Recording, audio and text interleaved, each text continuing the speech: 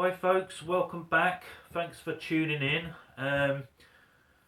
Hope you're all keeping yourselves active and keeping your minds focused on positive things during these strange times that we're going through. Um, Today's video is going to be a little bit different. There's a guy called Leo. He's got his own channel on YouTube called Handicraft, and basically he lost the use of one of his arms in a serious accident, and all his woodworking is done with one hand. He's basically set everyone a challenge to try and make something only using your less dominant hand. So because I'm right-handed, that means I've got to try and make something only using my left hand. Now, there are a few rules. One, we're not allowed to cheat. Two, we're not allowed to get anyone else to hold anything for us or assist us in any way. Everything has to be done with one hand only. Right, so got an old piece of wood. First thing I'm going to try and do is sand it down a little bit, just to clean it up a little bit.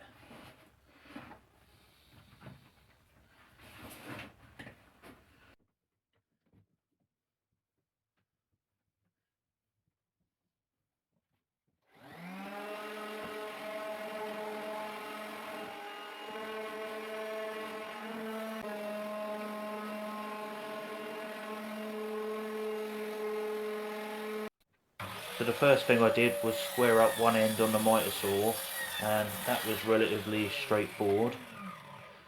I did, however, struggle the first time I used the tape measure because it kept lifting up at the end and recoiling itself and moving, but I eventually managed to mark out the pieces, and even using a set square to mark a straight line across was more difficult than I thought.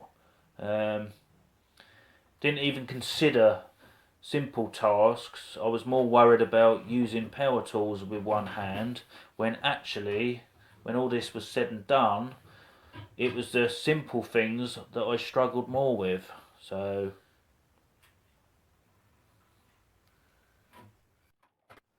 once I'd decided how big I needed the individual pieces to be, it was a case of clamping the workpiece down in the miter saw and then just cutting the individual pieces to size. Now this actually went a lot smoother than I anticipated at the start of this build. These were the things I was more worried about, when in fact I found it easier.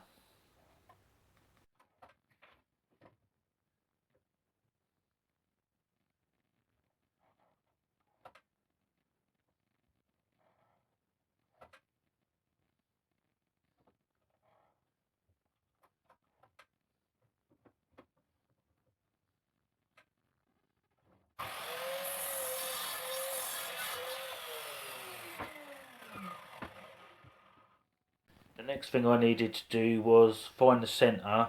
So for this I just used a flat ruler because I found that a bit easier to handle than the tape measure. Then I just used a set square to mark the pitch for the roof. And I weighed that down with a little bit of wood just so I could roughly mark where I needed to cut.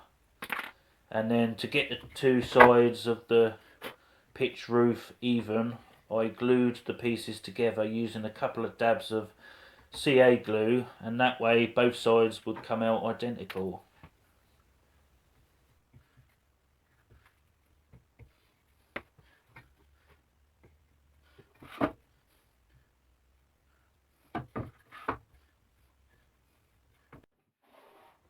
Now this was another thing I found quite difficult to do with one hand, separating all my vacuum attachments and hoses and adapters and trying to get things apart and attached to the tools I was using. That was a lot more difficult with one arm. Didn't even think about that when I started to challenge, but I got there in the end.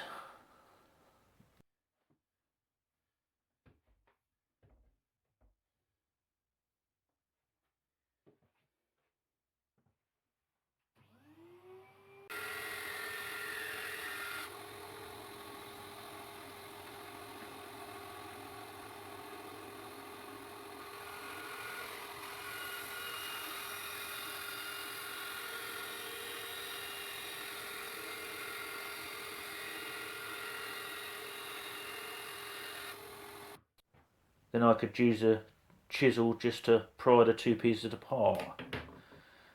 And then as soon as I'd done that, I realised that I should have left them stuck together because I needed to cut the shape of the house out, and I wanted these to be slightly different on both sides. And as you can see, I've used my right knee to hold the straight edge in place while I marked the angles I needed to cut, and then it was just a case of taking my time on the bandsaw and making the cuts. Then it was just a case of cutting the side pieces down to size.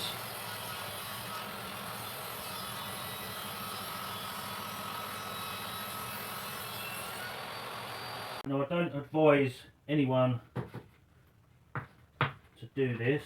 I need to rip these down.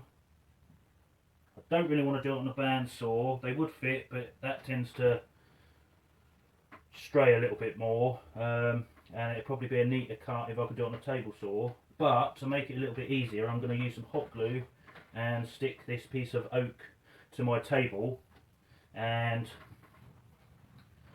yeah, I'm going to use that to keep this against the fence. That is the plan.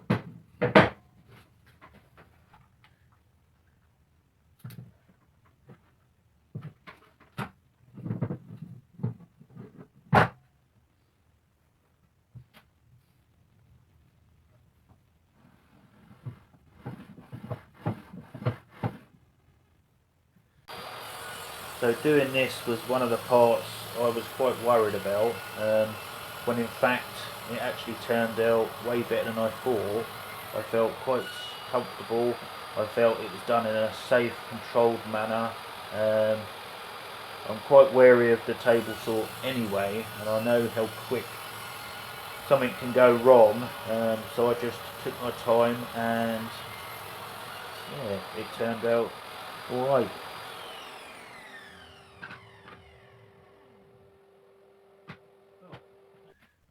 So there were times throughout the build where I really had to use my head to get certain tasks done, and this was one of them.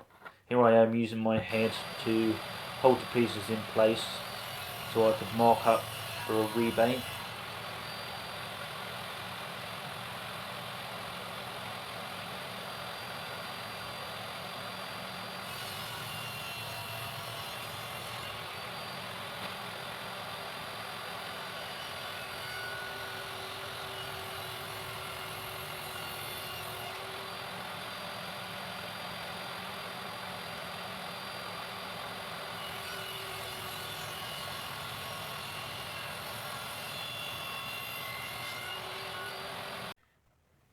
So now it's time to start gluing the pieces together, and to do that I'm using some normal wood glue and then some dabs of CA glue, which I find acts as a clamp while the normal wood glue is drying.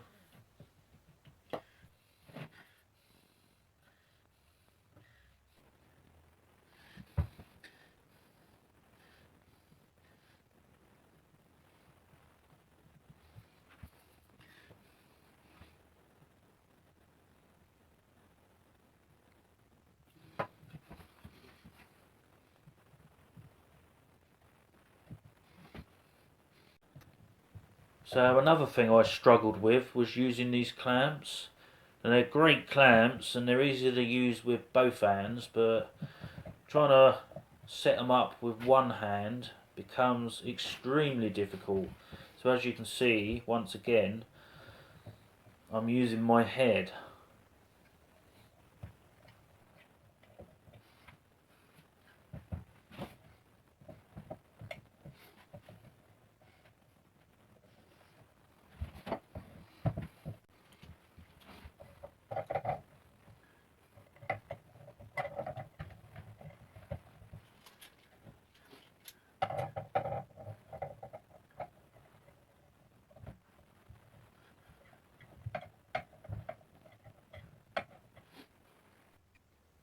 So to work out how big I needed the base to be, I simply used a pencil and a pair of pliers and drew round the inside of the box, and then I glued the piece to my miter saw using some hot glue and cut it down to size. Now for some reason I didn't film that, but that's how I actually did it, and then it was just a case of putting some glue on and getting it in the hole.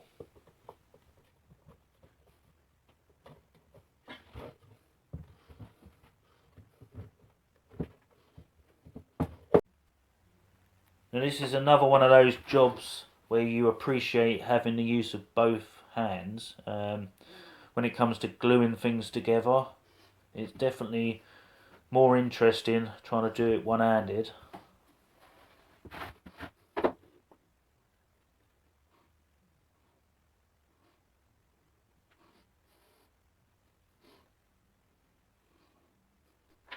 It was at this point where I wished I actually had a set of decent Forstner bits, because drilling the hole would have been a damn sight easier, but I managed it in the end.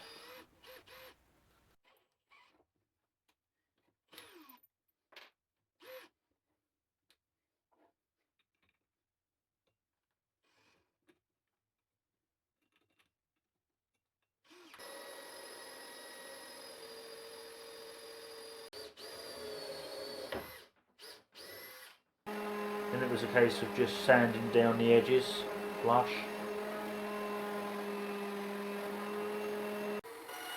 So at this point I could have just stuck the roof on and called it done, but I wanted to add a little bit of detail to the roof, so took some 6mm ply, cut it down into strips on the bandsaw and then down into smaller sections.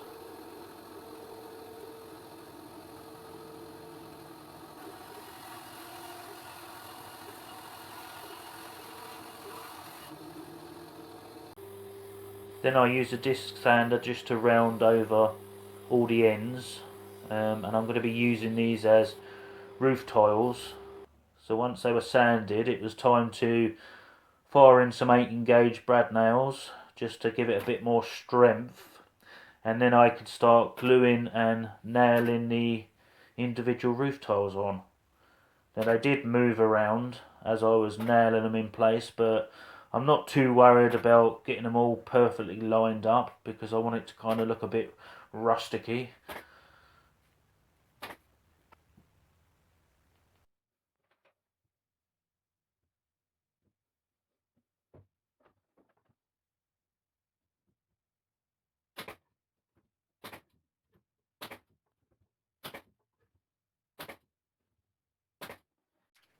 And the final part of the build was to just use whatever paint I had lying about in the workshop, just to add a bit of colour.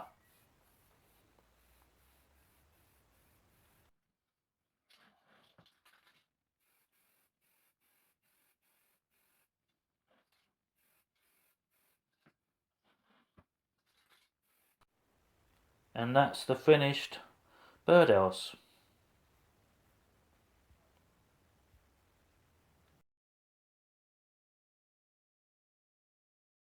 Right, well I think you'll agree it didn't turn out too bad in the end. I'm not going to be putting this out in the garden because the reason I built this was so I could enter the challenge, and I couldn't think of anything else to build, and this was a design that I thought was fairly simple and straightforward to do, although I probably made it a bit more difficult than it needed to be. And the paints I've used are probably not bird safe. They were just what I had lying about in the workshop, so for that reason I'm not going to be using it. So by taking part in this challenge, one of the key things I've actually learned is the fact that the things I thought were going to be really difficult turned out to be quite simple in the end. And it was in fact the simple things like using a tape measure and marking a piece up to cut, using a set square and trying to operate a clamp with one hand, them things turned out to be a bit of a struggle with one hand, to say the least. And as far as recording the build, I use two hands to set up the camera and two hands to edit, whereas Leo has to do everything, the making, the filming and the editing, all with one hand. So I don my invisible hat to you, Leo. Not only do you make some amazing things, but the fact you do it with one hand speaks volumes about the skills that you have. So keep doing what you're doing. Thanks for the challenge. It was definitely eye-opening, but if it's alright with you, I'll be going back to two hands in future videos. So that's going to do it for me, guys. Cheers for watching. Stay safe, and you'll see me in the next video.